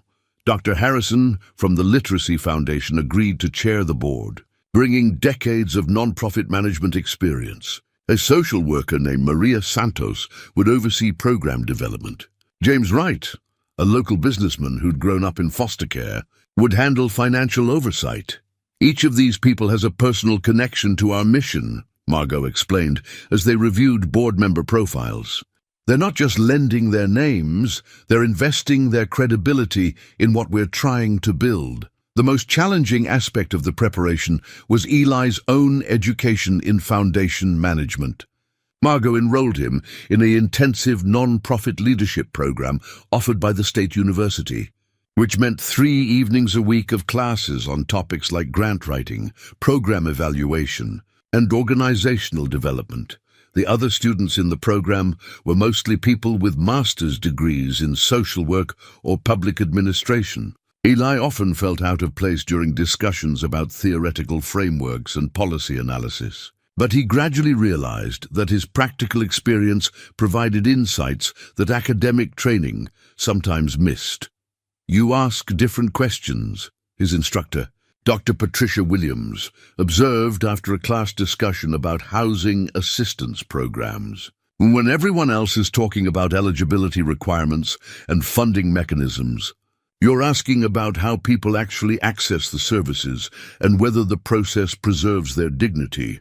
Is that good or bad? It's essential. Theory without practical understanding creates programs that look good on paper, but don't work for real people. At home, Sophia watched these developments with the fascination of a child observing adults do important, mysterious things. She helped Eli practice his presentations, listened patiently as he worked through complex problems out loud, and offered observations that sometimes cut straight to the heart of issues he was overcomplicating. If people are scared to ask for help, she said one evening, as he struggled with designing an intake process that wouldn't intimidate clients, maybe they could talk to someone like you first, someone who knows what it's like to be scared. Her suggestion led to one of the foundation's key innovations, peer advocates who would help new clients navigate services and feel comfortable asking for assistance. It was the kind of insight that came from understanding human nature rather than administrative systems. 3 weeks before the foundation's official launch, Eli faced his first major crisis as executive director. The community center they'd planned to lease, a former church building that would have been perfect for their programs, was suddenly unavailable due to a zoning dispute with the city. "We can postpone the launch," Margot suggested when the news came in. "Take time to find another location." "No," Eli said, surprising himself with his certainty. "We've made commitments to people who need help now, not in 6 months, when we find the perfect building. We'll start smaller, work out of temporary spaces, and build toward the community center as a phase 2. It was the kind of decision that a more cautious administrator might have avoided. But Eli's experience with making do with less than ideal circumstances served him well. They arranged to rent space at a community college for job training programs, partnered with existing agencies for counseling services, and set up a temporary office in the basement of Margot's house. The solution wasn't elegant, but it was functional, and it allowed them to begin serving clients immediately while continuing to search for permanent facilities. 2 weeks before launch, the local newspaper ran a feature story about the foundation and Eli's unusual path to leadership. The reporter, a young woman named Sarah Martinez, who shared his surname but no family connection, had done her research thoroughly. "It's rare to see someone with no formal non-profit experience appointed to lead a foundation," she wrote. "But Eli Martinez's qualification isn't academic, it's personal. He understands poverty not as an abstract social problem, but as a daily reality that affects every aspect of family life." The article included quotes from board members praising Eli's insights and commitment, but it also raised questions about whether good intentions were sufficient for complex organizational leadership. Reading it, Eli felt the familiar knot of self-doubt that had plagued him since accepting Margot's offer. "You're having second thoughts," Margot observed that evening as they reviewed final preparations. "I'm having realistic thoughts. Maybe the newspaper's right. Maybe wanting to help people isn't enough. Of course it's not enough. But it's necessary, and it's something that can't be taught in graduate school." Margot set down her papers and looked at him directly. "Eli, do you remember the day we met? Of course. You made a choice that cost you your job because you saw someone who needed help and couldn't walk away. That choice led to everything that's happened since. Our friendship, your work with me, and now this foundation." She paused, gathering her thoughts. "The people we're going to serve need someone who understands that sometimes the most important thing you can do is exactly the thing that seems least practical at the moment. They need someone who values human dignity over administrative efficiency. And if I fail, then you'll fail while trying to do something worthwhile, which is infinitely better than succeeding at something meaningless." The weekend before the launch, Eli and Sophia moved out of their apartment at the Riverside Arms. Their new home was a small house in Margot's neighborhood, close enough that Sophia could walk to her house after school, but far enough to maintain appropriate boundaries. As they packed their belongings, Eli found himself surprisingly emotional about leaving the place where they'd learned so much about resilience and family. The apartment had been cramped and sometimes stressful, but it had also been where Sophia had offered her piggy bank savings, where Mrs. Chen had shared her wisdom about pride and community, where they'd discovered that love could make any space feel like home. "Are you sad to leave?" Sophia asked, noticing his mood. "A little. This place was important to us. But we're not really leaving, are we? I mean, we're taking the important parts with us." Her 8-year-old wisdom continued to amaze him. She was right. They were taking with them everything that mattered from their time at Riverside Arms. The understanding that they could face challenges together. The knowledge that accepting help was sometimes necessary and always dignified. And the conviction that kindness toward others was worth whatever it cost. The night before the Foundation's official opening, Eli sat in his new home office, reviewing the list of clients scheduled for their first day. 12 families and individuals who had been referred by other agencies, or had called after seeing the newspaper article. Each name represented a story of struggle and hope, a person who had decided to trust that this new organization might offer genuine help. The responsibility felt enormous, but it also felt right. For the first time in his adult life, Eli was doing work that connected directly to his deepest values and used his hardest-won experience to benefit others. His phone buzzed with a text message from Margot. "Tomorrow begins the next chapter for all of us. David would be proud." Eli smiled, thinking about the son he'd never met, but whose vision had created this opportunity. Then he thought about his own daughter, asleep in her new bedroom, who'd already learned that sometimes the most important thing you can do is help other people, even when it's difficult. Tomorrow would bring challenges, complications, and probably mistakes. But it would also bring the chance to prove that second chances were real, that people could rebuild their lives with the right support, and that kindness backed by competence could make a genuine difference in the world. As he prepared for bed, Eli found the foundation documents Rebecca had prepared for the launch, official papers that established him as executive director of the Second Chance Foundation, authorized to make decisions and sign agreements on behalf of an organization designed to help people exactly like he had been just months ago. The magnitude of the transformation still seemed almost impossible to believe. 6 months ago, he'd been fired for helping an elderly woman who'd fallen on a sidewalk.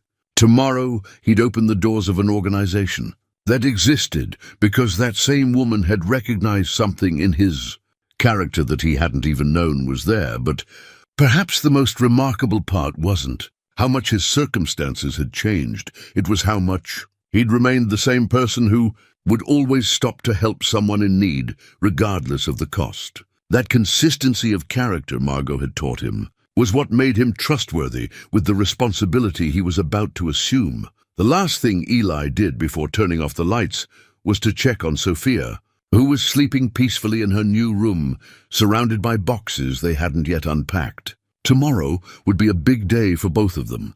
His first day as a foundation director. Her first day attending a new school in a better neighborhood, where she'd have opportunities he'd only dreamed of providing. But they'd face those changes together, just as they'd faced everything else, with love and determination, and the quiet confidence that came from knowing they could handle whatever challenges lay ahead. The Second Chance Foundation opened its doors at 8 o'clock on a crisp Monday morning in December, and Eli arrived 30 minutes early to find Margot already there, arranging flowers in the temporary reception area they'd set up in the community college's conference room. "Nervous?" she asked, noting the way he kept checking and rechecking his notes for the day's appointments. "Terrified," he admitted. "What if I don't know how to help them? What if I make promises we can't keep?" "Then you'll figure it out as you go, the same way everyone who's ever started something new has figured it out." She handed him a cup of coffee and a small wrapped package. "This is from Sophia. She asked me to give it to you this morning." Inside the package was a hand-drawn certificate that read, "World's Best Helper," in colorful letters, decorated with hearts and stars. At the bottom, Sophia had written, "For helping people like you, helped Mrs. Margot." The simple gesture steadied him in a way that no amount of professional preparation could have. He was here because he'd chosen to help someone when help was needed, and that fundamental instinct would guide him through whatever challenges the day brought. Their first client arrived at 8:15, Maria Gonzalez, a single mother of two who'd lost her job when the restaurant where she'd worked for 5 years closed unexpectedly. She sat across from Eli's borrowed desk with the careful posture of someone who'd learned to expect disappointment but was still willing to hope. "I've been to 3 different agencies," she said, her voice barely above a whisper. "They all tell me about programs I might qualify for, forms I need to fill out, waiting lists I can get on. But nobody tells me how I'm supposed to feed my kids while I wait." Eli recognized the exhaustion in her voice, the weight of trying to navigate systems that seemed designed to help everyone, except the people who needed help most urgently. It was exactly the kind of gap the foundation was designed to address. "Tell me about your situation," he said. "Not the forms or the applications, just what you and your family need right now." For the next hour, Maria told him about her children, ages 6 and 10, who were trying to understand why Mommy was so worried all the time. About the apartment she was about to lose because she couldn't make rent without her paycheck. About the job interviews that seemed promising until employers learned she had no childcare options. As she spoke, Eli took notes, not just on her practical needs, but on her strengths, her experience in restaurant management, her fluency in both Spanish and English, her obvious intelligence and determination. By the end of the conversation, he had a clear picture of what comprehensive support would look like for Maria's family. "Here's what we're going to do," he said, pulling out the foundation's resource directory. "First, we're going to cover your rent for this month while you look for work. Second, we're going to connect you with our childcare partner so you can interview without worrying about your kids. Third, I'm going to introduce you to 2 restaurant owners who are looking for experienced managers." Maria stared at him in disbelief. "You can do all that?" "We can do all that. But I want something from you in return." Her expression shifted to wariness. She'd clearly learned to be suspicious of offers. "That seemed too good to be true. I want you to consider joining our peer advocate program once you're back on your feet," Eli continued. "Other parents are going to come through that door facing exactly what you're facing right now. And they're going to need someone who understands what it's really like." The wariness transformed into something like wonder. "You want me to help other people? I want you to help other people the way we're helping you. That's how this works. We support each other." As Maria left with concrete next steps and genuine hope in her expression, Eli felt the first flush of confidence that maybe he really could do this work. The Foundation's approach, combining immediate assistance with longer-term planning and peer support, felt right in a way that purely bureaucratic programs never had. His second appointment was with Robert Chen, a military veteran dealing with PTSD and unemployment who'd been referred by the VA hospital. Robert sat rigidly in his chair, his eyes scanning the room as if assessing potential threats. His answers clipped and cautious. "I don't need charity," Robert said when Eli began explaining the Foundation's services. "I just need people to stop treating me like I'm broken." "Nobody here thinks you're broken," Eli replied. "But it sounds like you're dealing with some challenges that are making it harder to get back to work. Employers see PTSD on an application, and suddenly they're not interested. They're afraid I'm going to have a breakdown in their office or something." Eli nodded, thinking about his own experience with Dale's reference following him from job to job. Different circumstances, but the same frustration of being defined by someone else's prejudices rather than your own capabilities. "What kind of work did you do before the military?" "Electronics repair. I was good at it too. Had my own shop before I enlisted." For the next 30 minutes, they discussed Robert's skills, his goals, and the practical barriers he was facing. By the end of the conversation, Eli had connected him with a veteran-owned electronics company that specifically hired people with military experience, and arranged for him to meet with a counselor who specialized in workplace anxiety. But more importantly, he treated Robert as a competent professional who happened to need some strategic support rather than as a damaged person who needed to be fixed. The day continued with similar conversations. A teenager aging out of foster care who needed help finding housing and employment. An older woman whose husband's death had left her struggling with finances she'd never managed alone. A recent immigrant whose engineering degree wasn't recognized in the United States, but whose skills could be valuable in other fields. Each story was different, but the underlying pattern was consistent. People who had capabilities and determination, but were struggling with systems that were complex, impersonal, or simply inadequate for their actual needs. By 5 o'clock, Eli had met with 8 clients and had developed specific action plans for each one. More importantly, he'd begun to see how the Foundation's integrated approach could address problems that traditional agencies handled in isolation. "How did it go?" Margot asked as they locked up the temporary office. "Better than I expected." "Different than I expected." He paused, trying to articulate what he'd discovered. "I thought I'd be helping people the way I wish I'd been helped when I was struggling. But it's more than that. I'm helping people the way they actually need to be helped, which isn't always the same thing. What's the difference? When I needed help, I was so focused on immediate crisis management that I couldn't think strategically about building stability. But these people, they're not just looking for emergency assistance. They're looking for someone who believes in their potential and can help them create sustainable solutions." Margot smiled. "That's exactly what David hoped would happen. He believed that effective help had to address both immediate needs and long-term possibilities." That evening, Eli picked up Sophia from her after-school program at Margot's house and listened to her excited account of her first day at the new school. Better teachers, smaller classes, a library with books she hadn't read yet, and friends who were interested in the same things she was. "How was your first day at work?" she asked as they drove home. "Good, hard but good. I met some really nice people who are going through tough times, and I think we're going to be able to help them, like Mrs. Margot helped us." Exactly like that.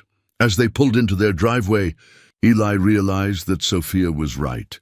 They were continuing a chain of help that had started when Margot recognized something worth investing in, just as he was now recognizing that same potential in the clients who would trust the Foundation with their hopes for better lives. The work would be challenging, and he'd undoubtedly make mistakes along the way. But today had proven that the Foundation's vision was sound, and that he had the skills and instincts necessary to help people rebuild their lives with dignity and hope. Most importantly, he'd learned that leading a foundation wasn't about having all the answers.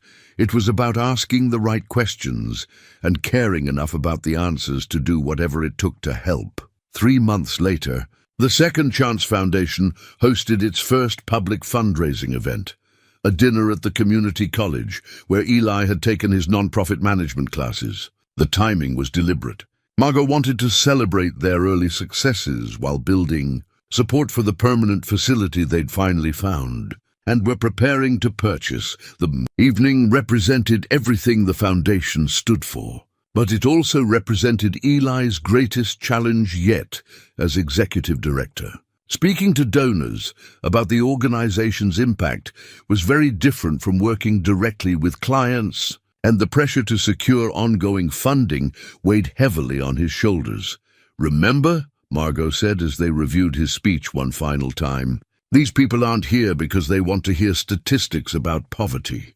They're here because they want to feel connected to something meaningful." Eli nodded, but his stomach was still tied in knots. The attendees would include some of the city's most prominent business leaders, politicians, and philanthropists, people whose continued support would determine whether the Foundation could expand its programs or would have to scale back its ambitions. The event space looked elegant despite its modest venue.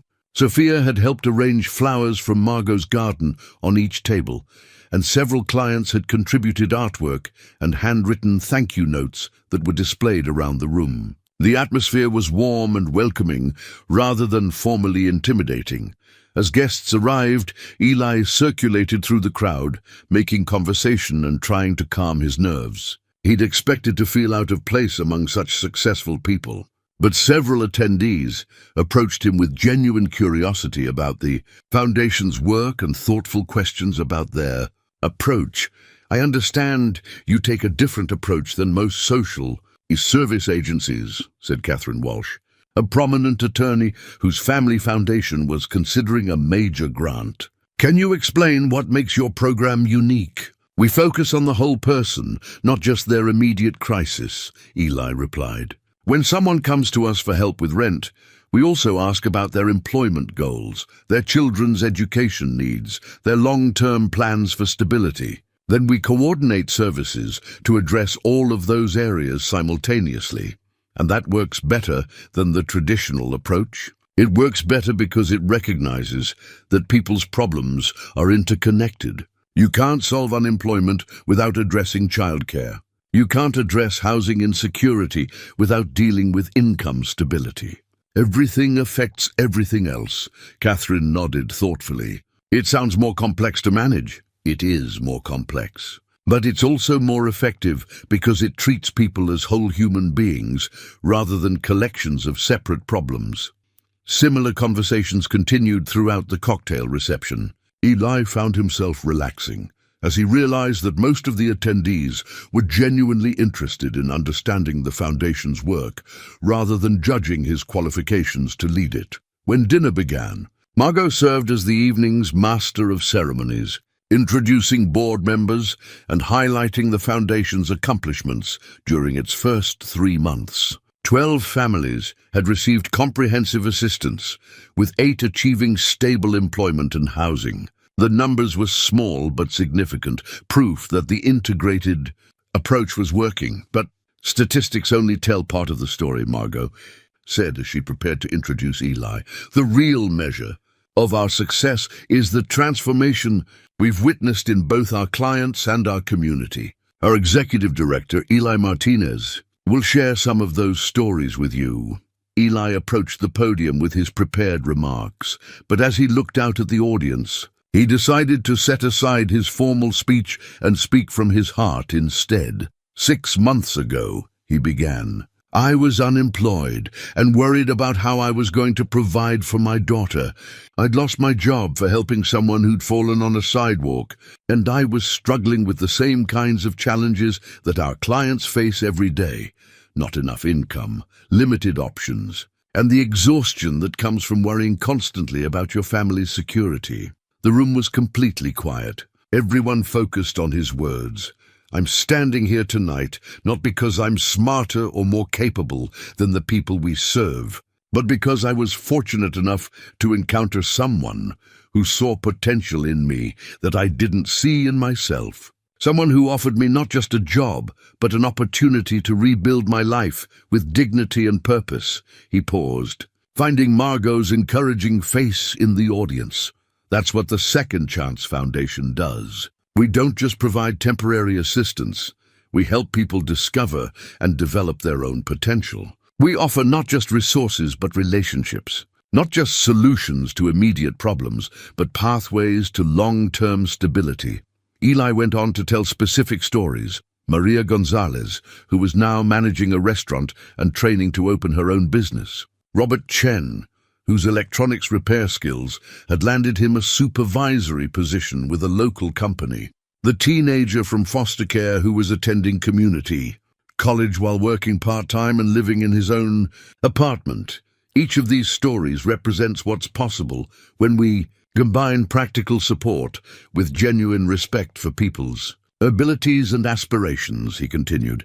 "When we treat struggling families as partners in solving their own challenges, rather than passive recipients of charity," he concluded by describing the Foundation's vision for its permanent facility, place where families could access employment training, childcare, financial counseling, and peer support all under one roof, where children could do homework while their parents attended job interviews. where people who had successfully rebuilt their lives could mentor others who were just beginning that journey.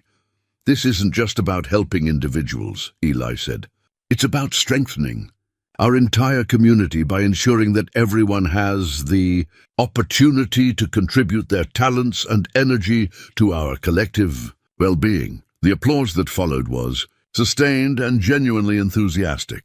But more importantly, Eli could see in people's faces that his words had connected with something deeper than charitable obligation.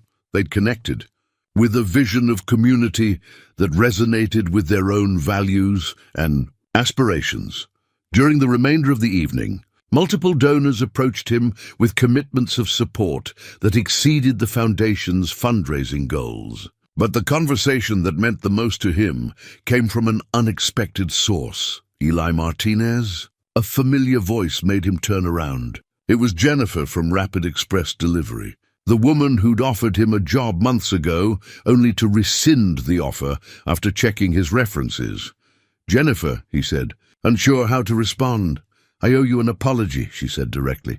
"I called your previous employer and let their reference influence my decision. I should have trusted my own assessment of your character. It's okay. Things worked out better than I could have imagined, that's clear. But I wanted you to know that we've changed our reference-checking procedures because of what happened. We focus more on the person sitting in front of us than on what someone else says about them." The apology was unexpected, but appreciated. It reminded Eli of how far he'd traveled from that desperate afternoon when Jennifer's rejection had felt like the end of his options. As the evening wound down, Eli found himself standing with Margot and Sophia near the display of client artwork. Sophia had stayed for the entire event, listening attentively to the speeches and conversations, absorbing lessons about service and community that would stay with her for years to come. "Are you proud of Daddy?" Margot asked Sophia. "I'm always proud of Daddy, but tonight I'm proud of all the people he's helping too. They're very brave." Her observation was characteristically insightful. The clients who'd trusted the foundation with their hopes and fears had indeed been brave enough to believe that things could get better, brave enough to accept help when they needed it, brave enough to work toward goals that had once seemed impossible. "You did beautifully tonight," Margot told Eli as they prepared to leave. "David would have been amazed by what you've accomplished." "What we've accomplished," Eli corrected. "None of this would exist without your vision and support, and none of it would work without your heart and understanding. That's what makes this partnership so powerful." As they drove home, Sophia fell asleep in the back seat, exhausted by the evening's excitement. Eli glanced at her in the rearview mirror, marveling at how much their lives had changed. Since that morning when she'd offered her piggy bank savings to help with rent. Money, the foundation, was no longer just an idea or a hope. It was a functioning organization that was making a real difference in people's lives. But more than that, it had become a demonstration of what was possible when people chose to see the best in each other and work together toward something larger than their individual concerns. Tomorrow would bring new challenges, new clients with complex needs, new opportunities to prove that second chances were real and that every person had value worth investing in. But tonight, Eli felt the quiet satisfaction that came from knowing he was exactly where he belonged, doing exactly the work he was meant to do. 1 year after the Second Chance Foundation opened its doors, Eli stood in the lobby of their new permanent facility, watching families arrive for the morning's programs. The building had been a furniture warehouse in its previous life, but renovations had transformed it into exactly what David Whitmore had envisioned, a place where comprehensive support services operated under one roof, where children could be safe and engaged while their parents focused on rebuilding their lives. The space hummed with productive activity.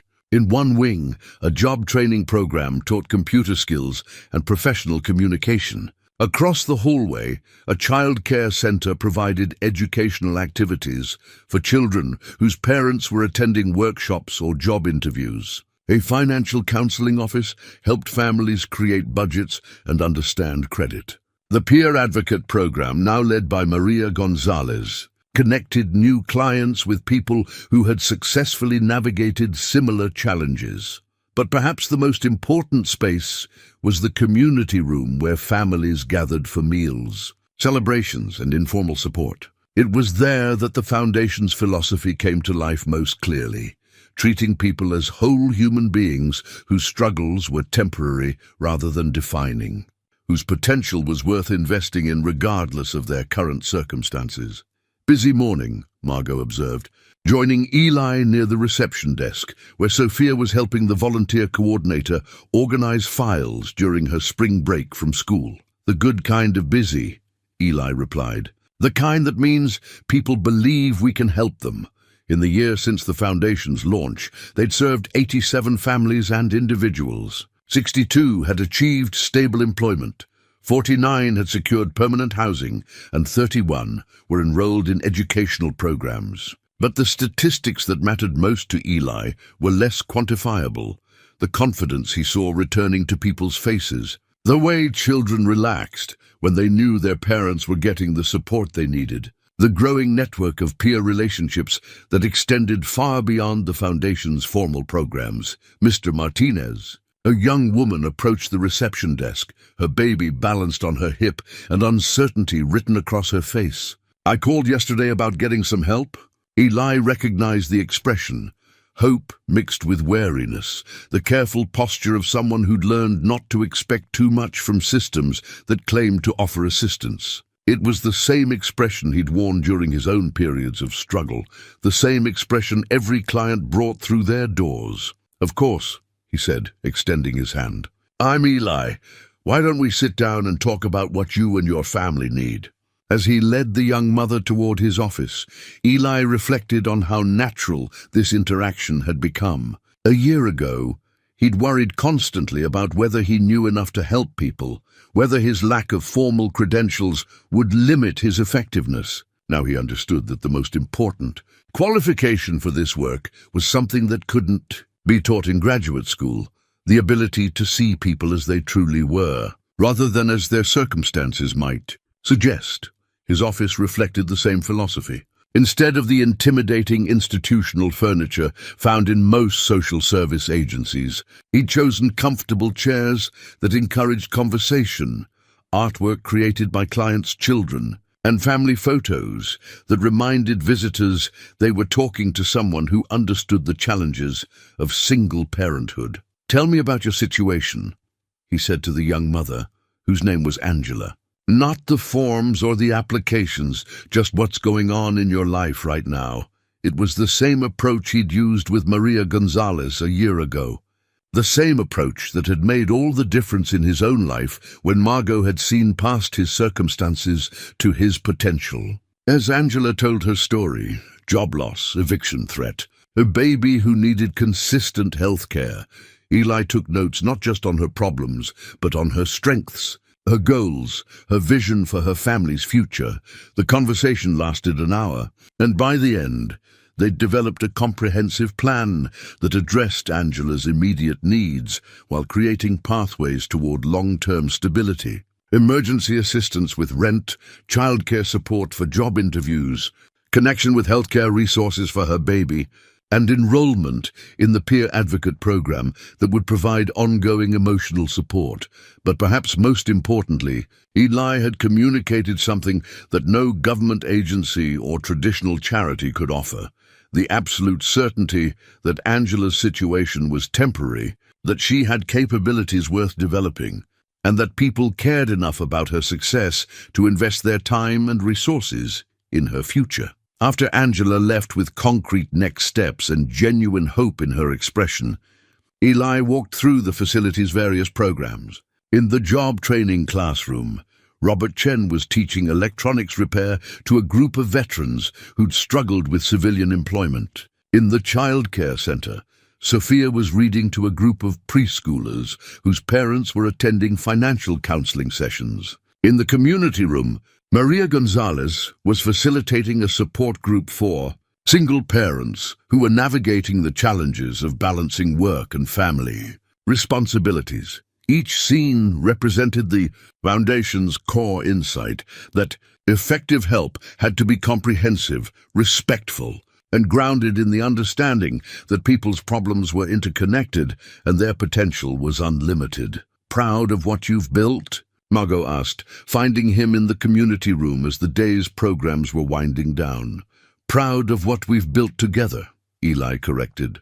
"And proud of what our clients have built for themselves." That evening, the three of them, Eli, Margot, and Sophia, shared dinner at Margot's house, a tradition that had developed naturally over the months. The conversation ranged from Sophia's school projects to foundation business to Margot's latest book, which explored themes of resilience and community that had been shaped by her work with the foundation. "I've been thinking about David lately," Margot said as they cleared the dishes. "About how pleased he would be with what the foundation has become. He'd be proud of you for making his vision real," Eli replied. "He'd be proud of all of us, but especially of you for proving that his instincts about leadership were correct, that the people who can best help others in crisis are people who have navigated crisis themselves, with their humanity intact." After dinner, Sophia settled in Margot's library with homework and a book, while Eli and Margot sat on the back porch overlooking her garden. The late roses were blooming again, just as they had been the day he'd first helped her inside, and the sight triggered memories of how uncertain and desperate he'd felt during that period of unemployment. "Do you ever think about that day on the sidewalk?" Margot asked, as if reading his thoughts. "Often. It changed everything. It revealed everything," she corrected. "The person you are now is the same person who stopped to help a stranger, despite the professional cost. Success didn't change your character. It just gave you a platform to express it more fully." As they sat in comfortable silence, Eli thought about the chain of events that had brought them to this moment. His decision to help Margot had cost him a job, but led to work that was far more meaningful than anything he'd ever imagined possible. Her decision to see potential in his character had created opportunities that extended far beyond his own family to touch the lives of dozens of other families who needed exactly the kind of support she'd offered him. "What's next?" he asked. "More of the same, I hope. More families helped, more lives changed, more proof that treating people with dignity and respect produces better outcomes than treating them as problems to be managed."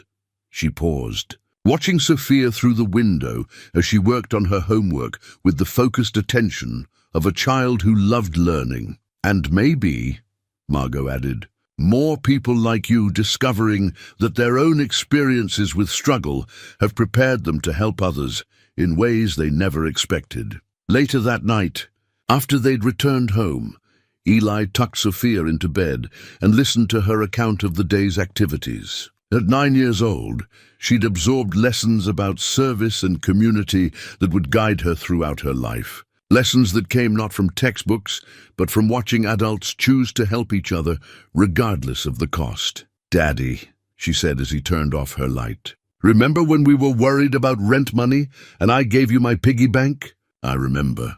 I'm glad that happened. Not because we were poor, but because it taught us that families help each other. And now we get to help other families the same way." Her insight, as always, went straight to the heart of what mattered most. The foundation wasn't just about providing services.